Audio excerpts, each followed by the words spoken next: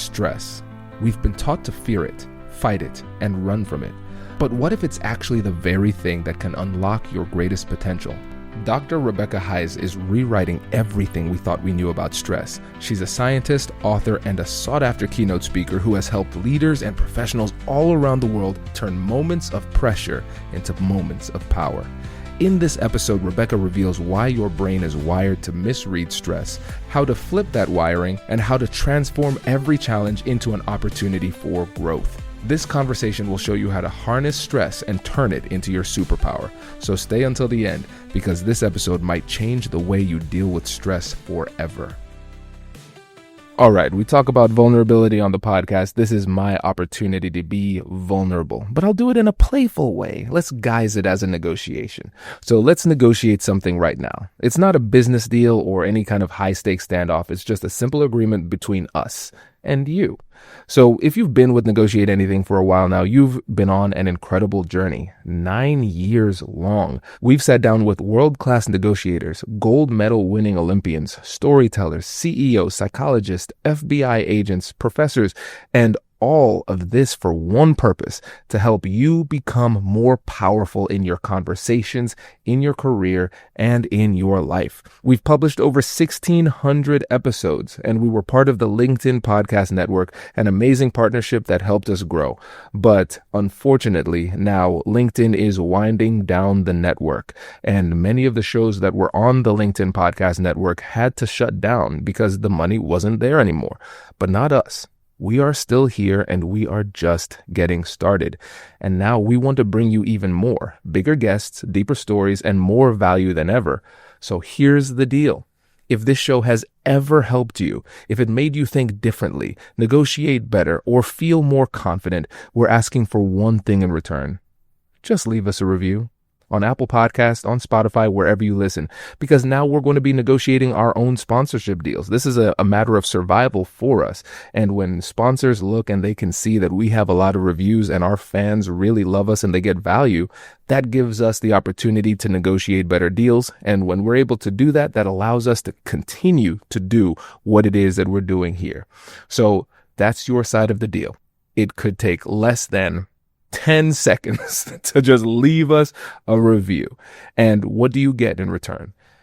Our side of the deal is this: we will continue to commit to bringing you the best guests on earth and to continue to raise the bar on the quality of this show week after week. So let's build this next chapter together. Let's make a deal. Rebecca, thanks for joining us. Thank you so much for having me on. I'm so excited about this conversation. I'm pumped for this. And let's set the stage for the listener here. So let's say there's somebody listening and they take everything that you share today and put it into action in their life. Ooh. What changes? Lots of stuff. I mean, first, you're going to see stress differently. Stress, like not good, not bad. You're going to stop labeling stress. You're going to stop trying to get rid of it. You're going to use it to your advantage instead. That's the first thing. The second thing is you're going to stop avoiding difficult conversations. You're going to charge towards the roar, like running at the roar of the tigers that you are scared of. You're going to start running at them. And the third thing that's going to change is you're going to recognize the power of community and stop blaming yourself for all of the ways that, stress management has failed you and self-help has failed you. We're going to talk about a little self-help and why we might need to address that differently. So, so many things to explore. Yeah, okay. It's a lot. So let me just channel the listener here, because when you said they're going to see stress differently, some people aren't vibing with that, Rebecca. I get it. Because I was hoping that you were going to say you're going to help us to eliminate stress, get rid of it. Yeah. So let's get into first of all, what is stress? Let's start at the baseline, and then how we see it and how our perception of stress or perspective of it can impact how we experience it too. So many good questions. Let's start with the definition of stress. And the simplest way to define stress is a challenge to the body. Right? Anything that challenges the body, anything that dysregulates you, throws you off balance, throws you out of homeostasis. And the really interesting thing about stress is that humans are weird. We are the only animal on the planet that creates stress with our own thinking.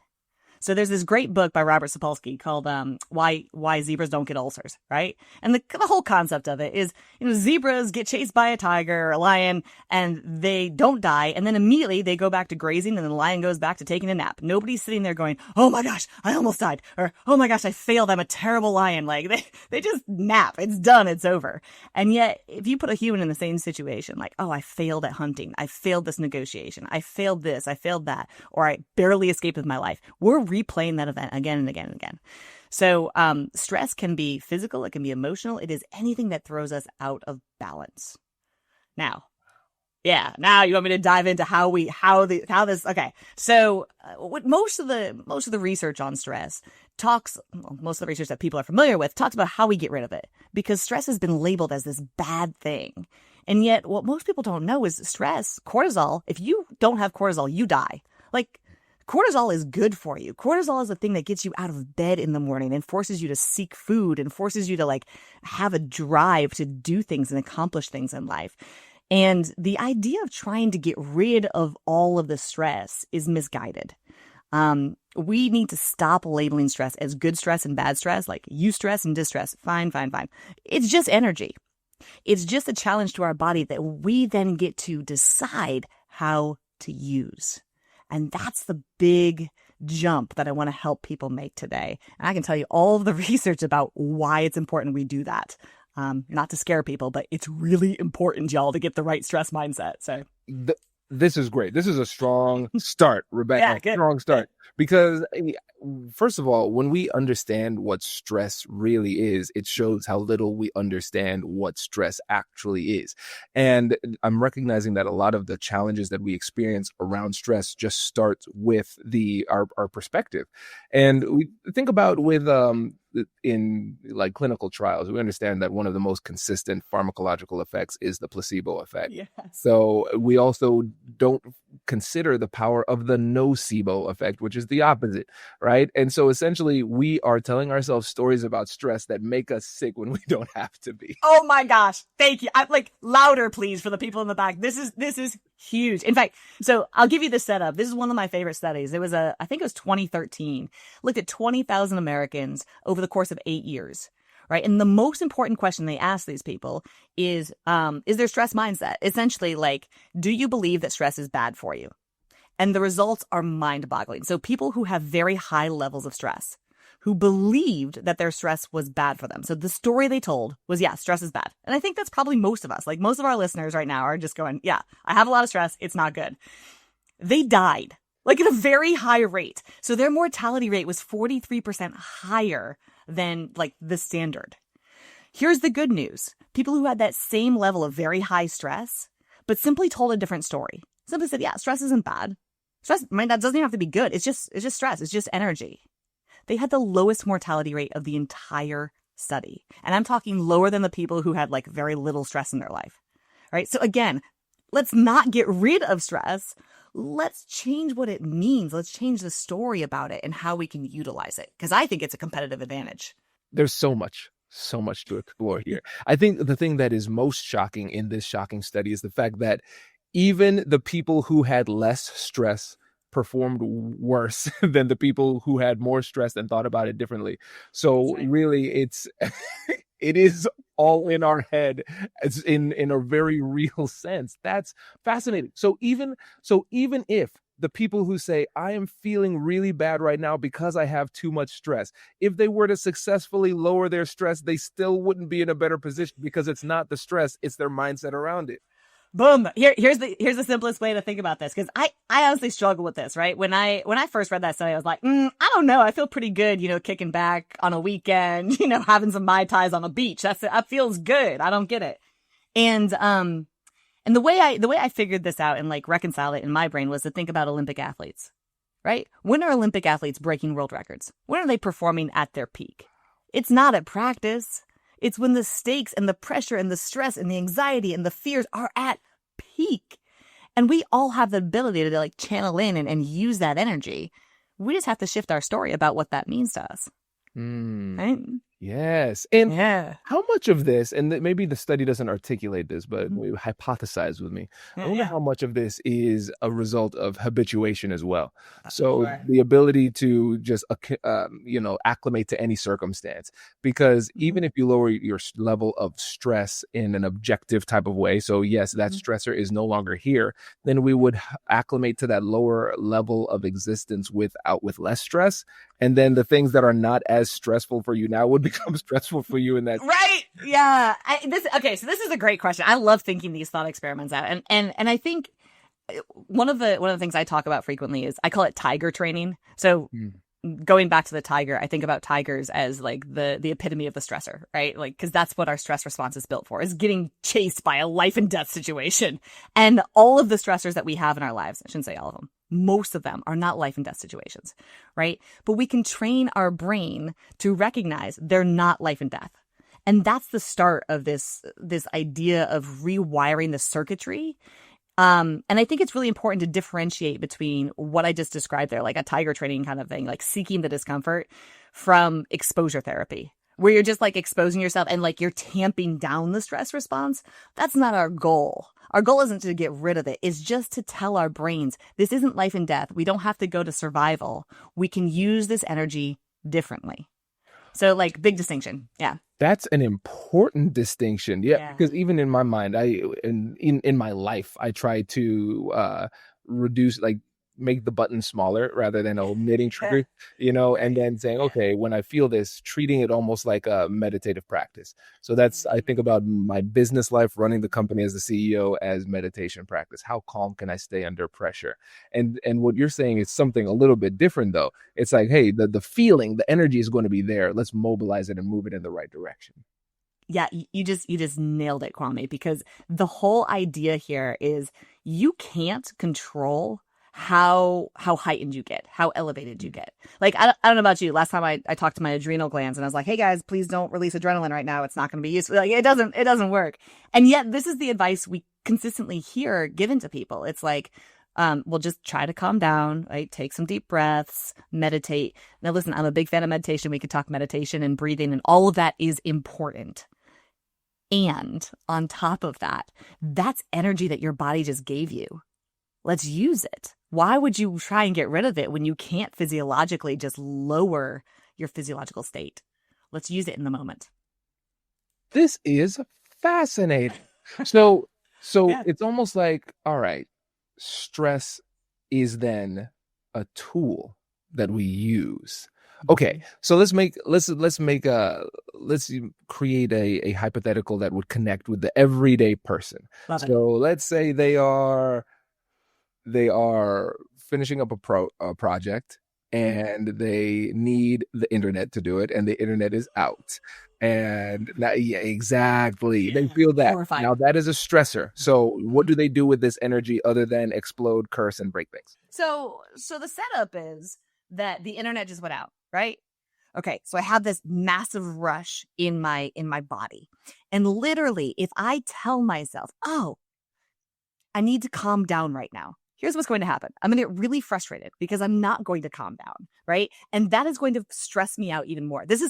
We did this research in 2024 and we looked at people who are trying to like get rid of their stress, and like 74% of Americans stress out even more trying to get rid of their stress. This is the wrong direction to move. So instead, I'm going to say, how can I get curious in this moment? Because curiosity and fear cannot coexist. There's literally no brain mechanism for it. For 200,000 plus years, nobody ever had a tiger charging them, like a real stressor. And we're like, like, I wonder how fast it's coming. Like that doesn't happen. So when we kick ourselves out of this fear, this stress as a bad thing, we can use curiosity to do that. So I'm going to say, all right, what are my other options?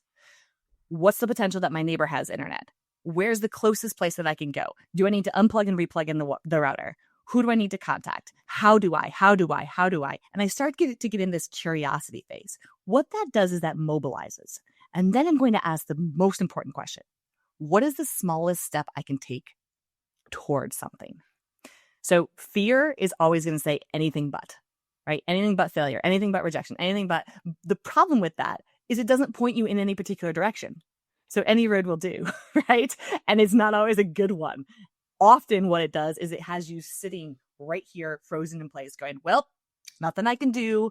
I guess we're just gonna suffer here because it's not my fault the internet went out. So cortisol is it's a motivator. And there's one other piece that I'll add to this, which I think is really important and often overlooked. We talk about cortisol all the time, but we forget to mention all of the other hormones involved in the stress response. The second most important hormone in the stress response is oxytocin, which is the cuddle hormone, the love hormone, the like reach out and help people hormone. So when we are under stress, we're actually driven to ask for help. And others, when they see us, because humans are emotionally contagious, when they see us, they are primed to help us. So this is a beautiful thing that the stress response does. It motivates us to move, seek help, ask for help, and others will respond to that help. That's beautiful. Whoa. Okay. So much to explore here, Rebecca. Yeah. Again, let's take it back to the top. So stress is just a challenge to our body. So a lot of times what we do then is we experience stress and then we try to do what is oftentimes impossible, which is calm down. So we experience a stress to the body and our solution is to introduce another stress to the body. That's right. It just amplifies everything. So now you understand this. This is great. So you're not trying to fight it because it's almost like I'm thinking with Viktor Franklin. Mr. Franco. Franco. Yeah, exactly. The power of opposite intention. A lot of times, the more we try to drive in a direction, the further we get from it, right? So this is great. We actually have some understanding of what to do and why it works. And now also I wish we had this conversation years ago before I wrote my first book, because when we talk about our framework for having difficult conversations is compassionate curiosity, but we designed it for not just the difficult conversations with other people, but also with yourself. So the same 3 steps. Step 1, acknowledge and validate the emotions, name it to tame it to calm it down. Step 2 is getting curious with compassion. Step 3 is joint problem solving, working with the other side. Then internally directed, now I understand why this helps to alleviate fear, because you're intentionally driving toward the curiosity, which eliminates fear. This is so good. I wish I'd read your book years ago, because that's the whole framework, right? It's invite the tiger in for a cup of tea. Name it to tame it, invite it in. You can't avoid it, invite it in, right? Exact same stuff. I love it, Kwame. This is okay. Now let's talk about what it takes to put this into action, because you often talk about one of my favorite words, which is neuroplasticity. And let's talk about what our brains look like right now with our problematic patterns of stress, and how it could shift. But talk about that process. Sure. Yeah. So, I mean, our brains are built for a time in which we lived in cave times. I know that sounds ridiculous, and I know people have heard this, but we really haven't evolved that much from 200,000 years ago. It's a slow process. And so our brains are fixated on survival and sex. I'm sorry, like those are the 2 things that they're fixated on. And so the first of those being survival, because the other is secondary. So when we're looking at anything that is a challenge to our body, our brain goes immediately into this survival mode. And in the times of our ancestors, that was useful because it's a storm, it's a tiger, it's an actual survival challenge. Today, it's the pings and dings of emails, it's the internet going out, it's these ridiculous things that aren't actually life and death, but our brain doesn't have any mechanism to distinguish between like a real life and death and an email coming in that's from a client that you're nervous about having a conversation with. Like, that's exact same response. We have a singular stress response to all of that. So the challenge is to update our hardware, right? It's to say, okay, brain, thank you. I appreciate that you're trying to keep me safe. And let's explore this a little bit. So I ask people to do this tiger training, the seeking of discomfort. And I know you've done the same thing, right? How do we have the difficult conversation? How do we ask for that 20% discount? How do we bake our neighbor cookies randomly and just drop them off? If you think that sounds easy, it's actually really hard, because you get in your head and you're like, what are they going to think? Do they think I poisoned the cookies? Or like, we go to these ridiculous places because we're humans and we create stress. So doing these discomfort challenges simply to allow our brain to recognize there is another path. And the magic begins when we recognize, oh, I had a stress response. right? My heart started pounding. I started to sweat. My mouth dried up a little bit, and I didn't die.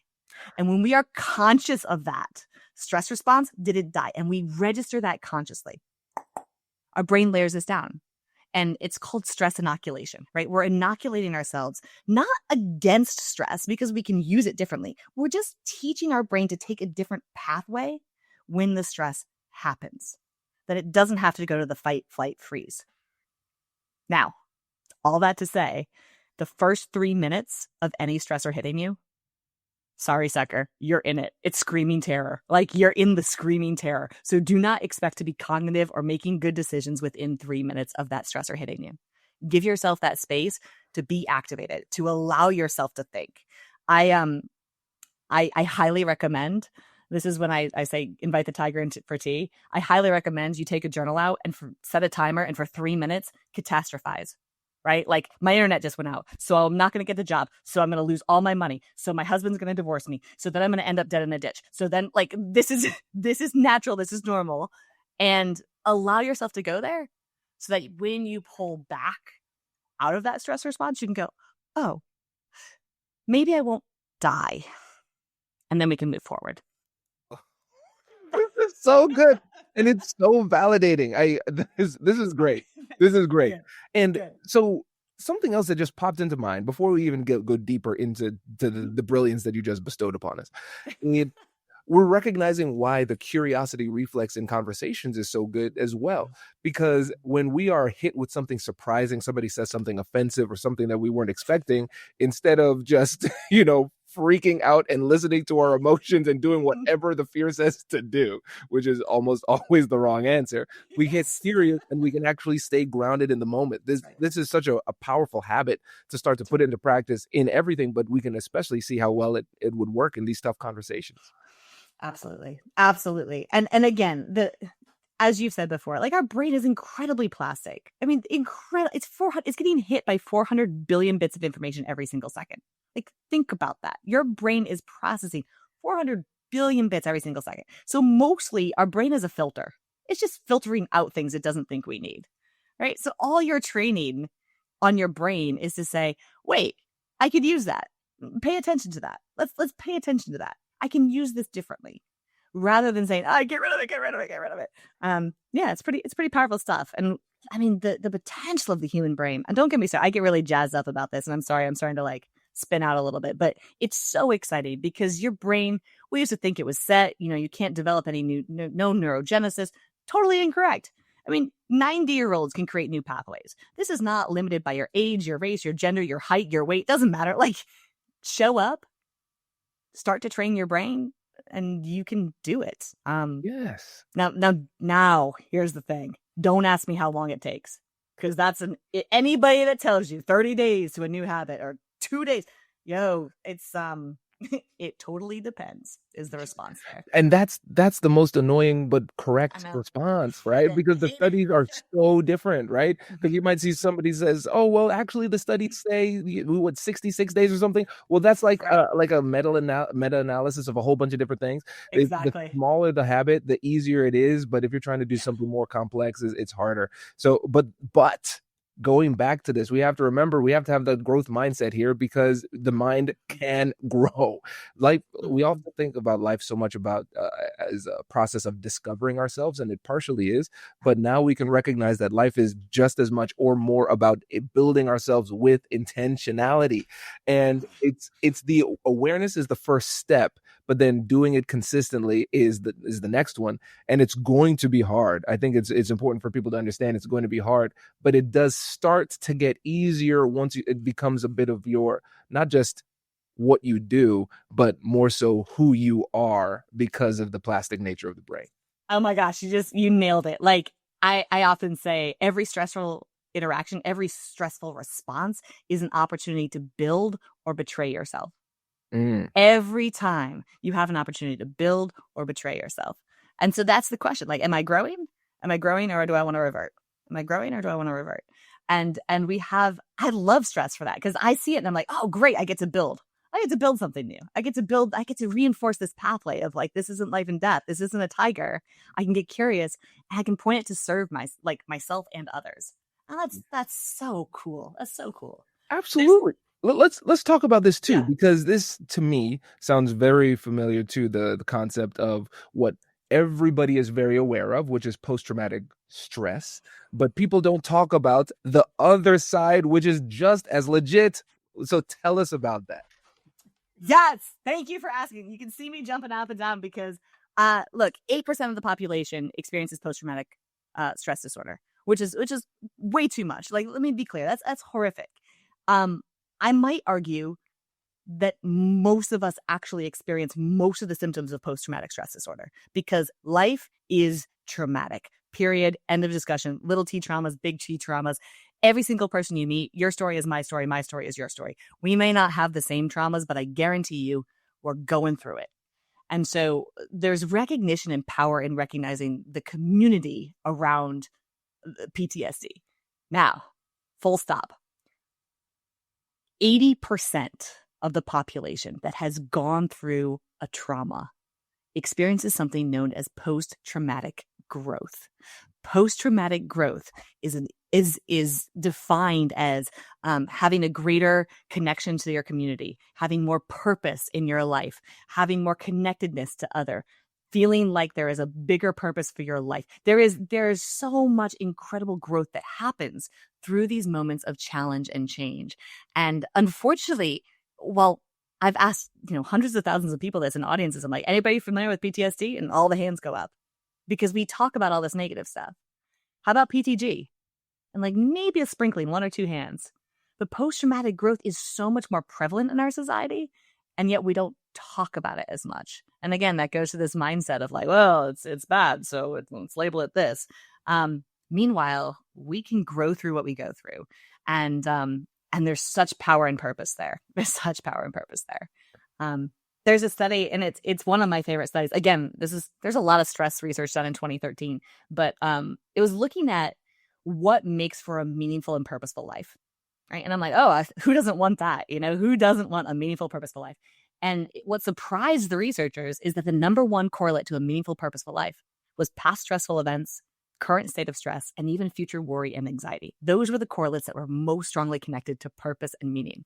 And I sat with that for a minute. And I'm going to tell you right now, I was like, nah, like even as a stress physiologist, I'm like, nah, they must have screwed something up. That doesn't work for me. And then I did my own research and I did some follow-up on that exact study. And in 2024, we did some work and found that I'll just ask your audience. I'll ask your audience the same question that I asked them. I want you to think of a project or an accomplishment that you're most proud of. And now go back in time to when you were in the middle of that project. What was your stress level, right? 0 to 100. Most people, I had to filter out. Most people were like 2,842. I'm like, yeah, that's not helpful. So I can tell you the results of that data. And as you can guess, the vast majority of us, we're stressed out of our gourds. We're saying 100, 110, about 4% of people said, nah, I wasn't stressed at all. So I think they're liars. Yes. Or like just don't have big enough goals. And like, I don't know what to tell those people. About 20% of people were like, I was stressed, but it was in that like optimal zone of stress, which means the vast majority of us, we're stressed out of our gourds when we're doing our most meaningful, purposeful work. And so to me, this is the core of my message. Stop running away from the thing that brings you meaning and purpose. Stop trying to get rid of the things that are actually giving you meaning in your life. That's the stress, baby. Bring it on. Run at it. So good. That's so good. Yeah. And actually, let me run something by you. I like testing out, doing these little micro tests on myself and then journaling, seeing what the results are. And so one thing I've been playing with is when I come upon a stressful situation, I recognize I'm batting 1,000 on my stressful situations. I have thus far survived all of the stressful situations. Amazing. Let me just assume that will continue, right? And so I say, okay, with all of these stressful situations, I always end up surviving. And when it's a stressful situation that requires me to perform, I always perform well. So, well, why don't I just do this? Let me envision that end state where I'm getting the congratulations that I know I'm going to get. And let me just focus on that, because I realize that I will go through the same process. I could either go through the process feeling okay or feeling bad, and always get to the same destination. So just like intentionally thinking about this has helped me so much because I can do the exact same thing but not feel terrible. Yes, you're nailing it. And incidentally, it's helping you to perform. Yes. So like that channeling, one of my favorite demos is to take two violins that are tuned to one another and put them in opposite corners of the room. And you pluck the string on one violin and the other one's going to play the same note. And my point on this is that's humans. So when you show up and you're trying to perform and you're like, I'm just going to be excited about this. I'm just going to be excited. Guess what your audience feels? That excitement. Even if you're still scared, which you are, like we all are, even if you're still scared, if you choose the story that you're telling, you're playing the music, you're plucking the string of excitement, others have their strings plucked. And then you get that resonance and it feeds back to you and it carries us all together. Whereas if you show up and you're like, I don't know, this is not a good outcome. I'm really nervous. That's not only are you showing up like that, people pick up on that energy. Yeah. And they're going to feed that to you. And then that's the outcome you get. It's the placebo, nocebo, like that's all part of the story that we tell. Yeah. And it goes back to one of the things that you said earlier about emotional contagion as well. Yeah. These emotions are contagious. We've so many studies have demonstrated that. We can talk about the science of the mirror neurons and everything. You could also think about it from just the I love it when like metaphysics that might seem woo-woo corresponds with science. And it's like, hey, shocker, vibes matter. Yeah, sit next to somebody, even if you're not a nervous flyer, sit next to somebody who's a nervous flyer on a plane and see how well you do. Or like sit next to that friend at a scary movie who jumps at everything is going to be 11 times scarier because you're responding to them. That's and the coolest thing, like, yeah, of course fear is contagious, but so's joy, so's laughter, so's excitement, so are all of these things. So yeah, lean into the music that you want to play. Oof, so good. Okay, so the vibe has been awesome, and I could just keep on going, talking to you forever about this, but I want to make sure that we can get to our listener question. Mm-hmm. So this segment is designed to speak directly to the person who is listening. So we call it the listener dilemma.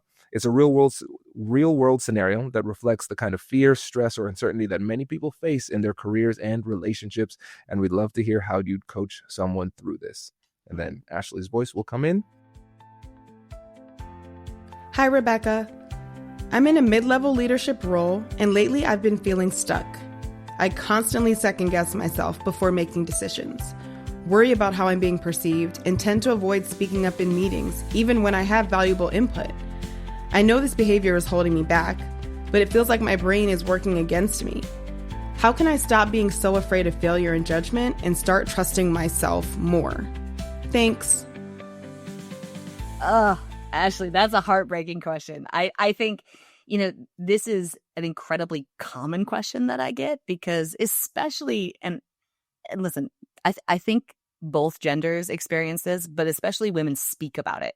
Men, I think, suffer just as much. They're just probably suffering in silence.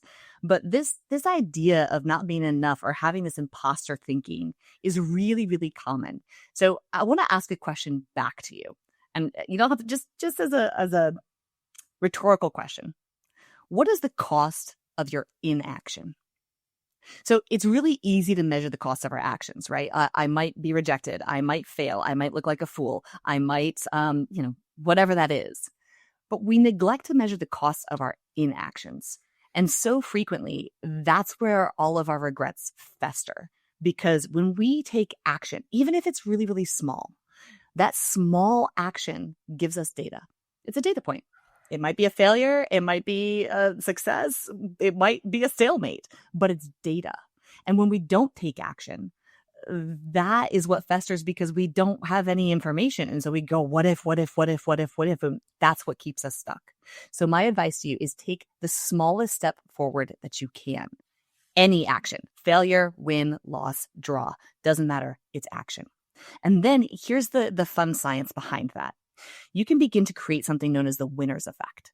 Now, I didn't name it, don't blame me, but the winner's effect is essentially this. If you have a big goal or project, or you're just trying to move through out of this stuck space, and you do the smallest possible thing you can do, you set this goal and you're like, today I am going to speak up in the meeting. I'm just going to say one thing, and you do it. Your brain immediately gets a dopamine hit. Now, dopamine is a happy hormone, but it's also a hormone of addiction. And what that means is when you hit that and you do it, your brain wants more of that. And so then you set another really small goal. And you get more of that feedback, more of that motivation. And this cycle actually helps us to achieve more and more and more. So that winner cycle is really commonly looked at in other animals. And I don't know why humans don't use it more. But the smallest step, the smallest action that you can take, good, bad, doesn't matter the outcome. It matters that you do the action. I hope that's helpful. Oh, so helpful. So helpful. Great, And great. I love the fact that we get data through action, because for people who are chronic overthinkers, we say, well, I haven't considered everything. But, no plan survives first contact with the enemy. A lot of times people here, Oh, that's so good. I gotta write that. I'm sorry. Can you say it again? I know it's your podcast. I gotta hear that again. yeah, so no plan survives first contact with the enemy. So you create this amazing game plan, and then we go out and then we're confronted with reality, which is different from what we hypothesized. And then, of course, we have the brilliant American philosopher, Mike Tyson, who said, everybody's got a plan until they get hit in the face, right? And so sometimes we have to recognize that the thing that we want the most, which is information, only comes through action. So action is always the antidote. And so I think this is such a powerful reflection on how we can use this neuroscience and get it moving in our favor. Yeah. Love that. Love that. Gosh, I'm writing down more. I think I've gotten more out of this than I've given. Thank you. No, this is great. This is great. And a little aside, we'll see if this is put in, but there's I want to get your thoughts on this, because I've been thinking about this for a very long time, and I realized that one of the many things that makes humans unique is that we are animals, but as we get more of what we want in terms of status and resources, one of our primary things that we want to do is become worse animals. It's so right. So it's like animals move, we get more resources, we move less. Right? We move less. Yeah, and we're more miserable. It's actually really interesting. The more we move away from our animal instincts, in general, the less happy we are, the less content we are. And it's because our brain craves like safety. And let's look at calories. You need fats and sugars to survive this cold, harsh winter. So we're layering down like 5,000 calories in a single meal because we can get 5,000 calories in $5 in under 5 minutes today, right? And suddenly our brain's like, oh, I didn't know that was possible. That's more of that, please. It doesn't have the shut off, right? So more resources are always better to our brains. But in the modern environment, it's not what's going to bring us joy. It's not what's going to bring us happiness. And all of these things, from social media, we want connection. We're desperate for connection. And so we get these little dopamine hits, and they kill our connection. They kill us. It's the same thing with fats and sugars. We need it to survive. And then we get too much, and our brain is like, what do I do? So I think you're spot on. It's a mismatched environment for the brain that we have. I think it's why we do like things like Spartan racing. Yes. Right? You're paying money to somebody to make you uncomfortable and suffer. Like, that's how disconnected we are. I think that's wild and kind of cool. Yeah, it's so funny because as humans, we try to get more status, acquire more resources, and then we become less human. And then a new status symbol emerges within the high status ranks, which is going back down to humanity, where we're paying people to hurt us so we can feel again. It makes me so sad at some like a deep level, and also I'm laughing about it, so I don't exactly. Hey, it's better to laugh so we don't cry, right? Amen to that. This is great. Well, I know if they've made it to this point, they were vibing with you just like I was. And before you go, because you've obviously got this great book, I want to make sure you give them a clear shout out for that. But tell us about the other programs that you're working on and how they can connect. Yeah, sure. So, I mean, my day-to-day job is I'm a keynote speaker. I have the honor and privilege of working with great companies and associations and being in front of people all day to share this message about stress. And I think of myself as a PR agent for stress. Stress has gotten a bad rap. We got to twist that around a little bit. So mostly I do keynote speaking. I have a master class for those that are interested in working directly with me or with my content, and that is a huge undertaking. It's a 52 video module. It's a whole year's worth of content. And of course I'm an author. So I've got 2 books out there. Instinct is my first book. And Springboard, which I am so excited about, is releasing September 2nd. It is a lot of what we've talked about today about how we can transform stress to become a competitive advantage for us. So that's me. Amazing. Rebecca, Oh. thank you. So, go ahead. Go ahead. Share one other thing. Please do. We edit. This will be fun. Promise. Here's the reason I'm most excited about Springboard is this. All of the pre-sale orders, and I'm not sure when this is airing, but all the pre-sale orders, so September 2nd is the date that it launches, are going to charity. It is my give back. It's my way of living the message that I'm preaching, which is that when we get our butterflies in alignment, we got to point them towards others in service. And so that's what I'm doing with Springboard. So if you can order as many books as you can on the pre-order, it'll all go to a good cause. So amazing. Thank you. Yeah. Thank you for that. This is great. Thank you. If you've made it to the end of this episode, you're now part of our negotiation community. Every conversation, every deal, every tough negotiation shapes the world that we live in. And the more we grow together, the stronger our community becomes. If this episode gave you something valuable, don't let it stop with you. Share it with someone who needs it, a friend, a coworker, or anyone looking to take more control of their conversations, their careers, and their lives. Every time we bring somebody new into this space, we make negotiation a tool for real change. And if someone shared this with you, take a second to acknowledge that. They see you as part of this journey and as someone who belongs in this community. Let them know you appreciate it. This is how we build something meaningful. We do it by looking out for each other. So if you haven't already, join us, subscribe, stay connected, and help us to grow this movement. Because when we become better negotiators, we create better outcomes for ourselves and for others. Hit subscribe and share this with someone, and let's keep building together. I'll catch you in the next one.